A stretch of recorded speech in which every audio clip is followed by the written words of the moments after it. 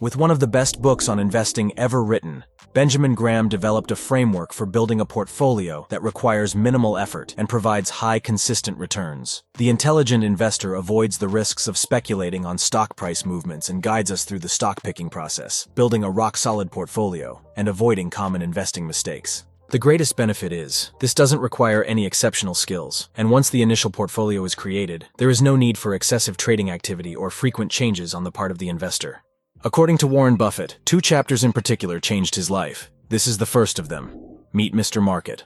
Price and value are different concepts that every investor should understand. Let's imagine you have invested $1,000 to buy a small stake in a private company. One of the partners, Mr. Market, is in daily contact with you. He informs you daily about the value of your shares and offers you to sell his shares or buy yours at this price. Think of Mr. Market as an unpredictable co-investor who changes his mind frequently and offers widely varying prices. However, his ever-changing behavior should not affect your fundamental assessment of the company's intrinsic value. The stock market tends to be over-optimistic and over-pessimistic from time to time. Take advantage of Mr. Market's irrationality by eagerly buying when his price is well below the company's value and selling when his offer far exceeds it. By recognizing the discrepancy between price and value, intelligent investors can take advantage of the opportunities created by Mr. Market's unpredictable behavior. Likewise, an investor who has made a value-oriented investment based on strong fundamentals will pay little attention to stock market prices unless he takes advantage of market fluctuations. One of the biggest mistakes is worrying too much about the current state of the stock market. In fact, experiments have shown that investors who were frequently informed about the price of their stock holdings achieved only half the returns of investors who received no information at all.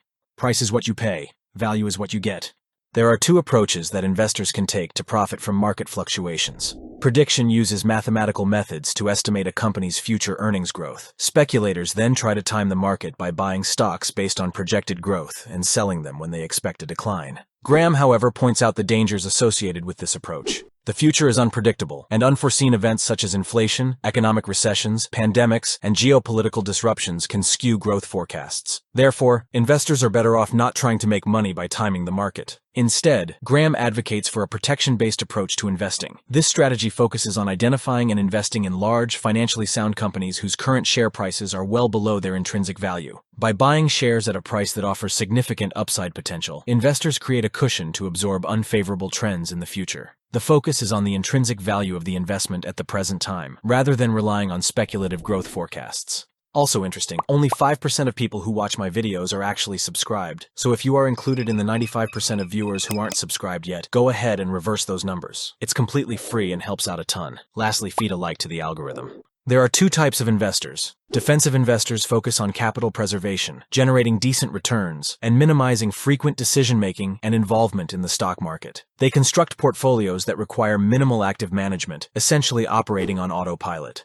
Enterprising investors, on the other hand, are willing to dedicate more time and effort to stock selection. Their goal is to outperform the market over the long term through careful analysis. However, it's important to note that an enterprising investor is not someone who takes on more risk than a defensive investor. Extraordinary risk-taking is characteristic of speculators. To be successful, enterprising investors must have a comprehensive understanding of their investments and the stock market. The enterprising approach requires intellectual effort, while the passive approach requires emotional discipline, as it leads to remaining inactive for long periods of time. While ordinary investors can achieve satisfactory results with minimal effort, achieving even marginal improvements requires extraordinary knowledge and skill. Attempting to increase returns by selecting stocks with a little more time and effort will likely result in underperformance. Therefore, find your investment style and apply the appropriate strategies. Part-time investors are advised to stick to defensive investment strategies, as they can achieve decent results with minimal effort and expertise.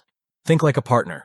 Shareholders can view themselves in 2 ways: as participants in the dynamic stock market, where share prices fluctuate constantly, or as minority partners in private businesses whose value is derived from the assets and profits of the company. While the market value of many companies exceeds their net assets, investors who buy their stocks become vulnerable to the whims of stock market fluctuations. For practical and psychological reasons, investors are advised to limit their investments to securities that are not significantly overpriced compared to their assets. These investors can maintain a detached perspective and disregard short-term stock market fluctuations. This conservative approach is more likely to yield favorable outcomes compared to risky investments based on speculative growth expectations. One major part of risk management and investing success is a proper asset allocation. The defensive portfolio. Graham recommends a systematic approach for defensive investors, emphasizing a balanced allocation between common stocks and high-grade bonds, regardless of market conditions. This 50-50 split serves as a safeguard against the pitfalls of excessive stock purchases during a bull market and hasty bond investments during a bear market. Once the portfolio is established, these investors are advised to make only one significant move, rebalancing their portfolio every 6 months in case market conditions cause the 50-50 ratio to deviate by more than 5%. The enterprise portfolio. Enterprising investors have the flexibility to adjust their stock allocation based on market conditions. During periods of overvaluation and high market levels, they may reduce their stock component to 25%. Conversely, when the market reaches the bottom of a bear market, they may increase their stock component to 75%. However, it's recommended for these investors to maintain a minimum of 25% allocation in bonds. This allocation provides a cushion that allows investors to hold onto their stocks even in the most challenging bear markets. Before we get into how to find the best stocks, let's take a quick look at which bonds to choose. For individuals in tax brackets other than the lowest, it is advisable to purchase only tax-free municipal bonds. When interest rates rise, short-term bonds tend to decline less than their long-term counterparts. Conversely, when interest rates decline, long-term bonds tend to perform better than short-term bonds. To avoid the challenge of predicting interest rate movements, it is advisable to opt for bonds with a maturity of 5 to 10 years, as these generally have a more stable position. Bond funds can be an excellent option for individual investors, as they offer a convenient way to diversify and mitigate risk as a low-cost alternative to individual bonds. An investor can take two approaches to stock selection. First, he can opt for a diversified portfolio that covers a broad range of the market through an index fund. Alternatively, he can build a portfolio of individual reliable stocks. Index funds offer participation in a diversified pool of stocks that represent the entire market, eliminating the need for individual stock selection. These funds offer low trading costs and operating expenses. While they may not have the appeal of more aggressive funds, index funds offer steady returns and lower risk. Historical data shows that index funds have consistently outperformed the majority of mutual funds over long periods. Both Graham and Buffett acknowledge index funds as great long-term choice for defensive investors. By investing the same amount each month in a portfolio of index funds, investors buy more shares when the market is falling and fewer shares when it is rising. This helps to mitigate the effects of market fluctuations. If you prefer to select stocks yourself, you can also use index funds as the core of your portfolio and select additional individual stocks. Let's now look at how the intelligent investor selects stocks to build a portfolio. First, you should focus on adequate diversification. The portfolio should consist of a minimum of 10 and a maximum of 30 stocks. You want to avoid overexposure to a single industry or sector. To mitigate risk, it's important to pick significant and conservatively financed companies. Any company selected for the portfolio should be notable, well-known, and have conservative financial practices. You want to choose companies with assets of at least $2 billion to ensure they have sufficient size and stability, minimizing the volatility of their stock prices. Additionally, the company's assets should be at least double its current liabilities, providing a buffer for challenging times. Also, the long-term debt should not exceed working capital.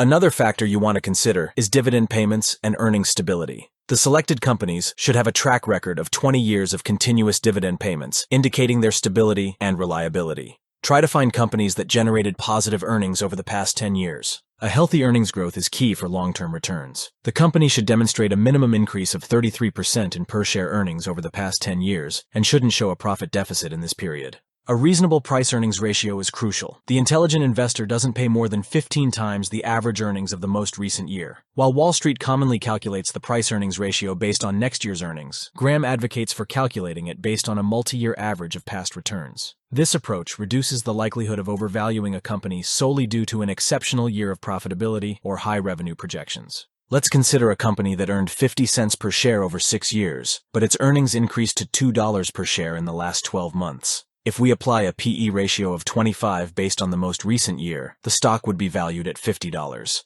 However, if we value the stock at 25 times the average earnings over the past 7 years, it would be valued at only $18. This approach helps avoid overvaluing companies based on short-term fluctuations. You also want to ensure that the market cap doesn't exceed 1.5 times the book value. Now, if the earnings multiplier is below 15, a higher book value multiplier can be justified. However, it's crucial to ensure that the product of the earnings multiplier and the book value multiplier doesn't exceed 22.5.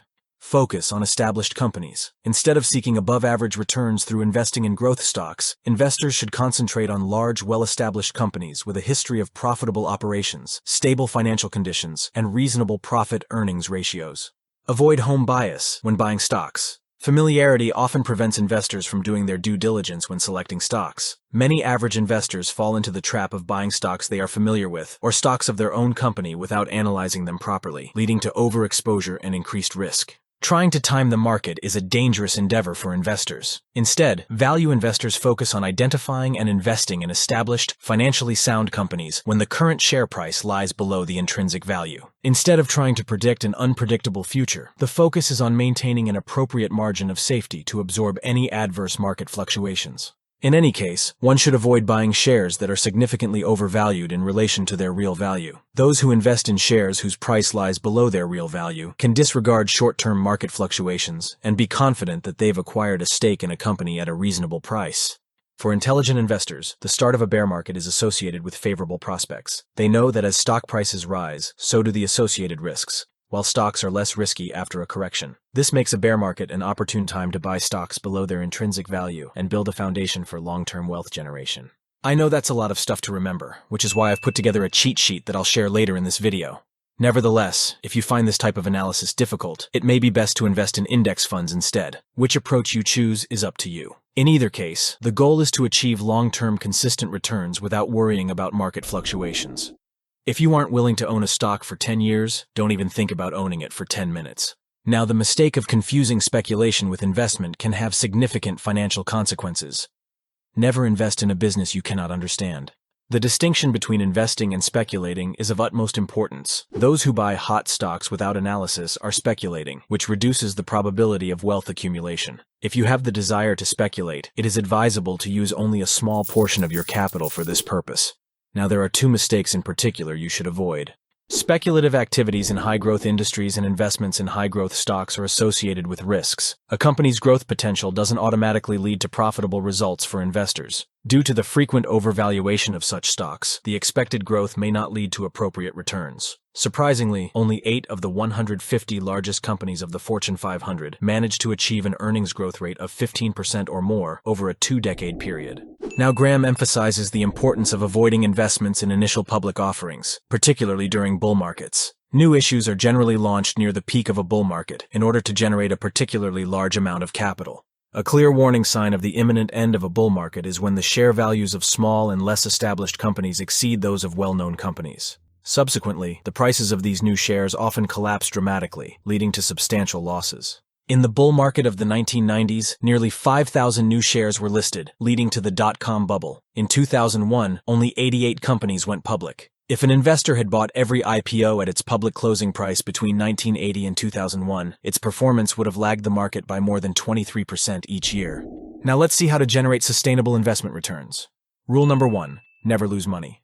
Rule number 2, never forget rule number 1. Avoiding losses is more important than seeking higher returns. Let's imagine an investor who buys a stock at the peak of a bull market and expects it to generate returns 5% higher than the average market returns. When the bull market ends, the stock falls 50% the following year. Even if the stock rises again by 10% per year thereafter, it would take more than 16 years for it to outperform the market return. At the beginning of this video, I mentioned that according to Warren Buffett, 2 chapters in particular changed his life. This is the second one. The 3 most important words in investing are margin of safety.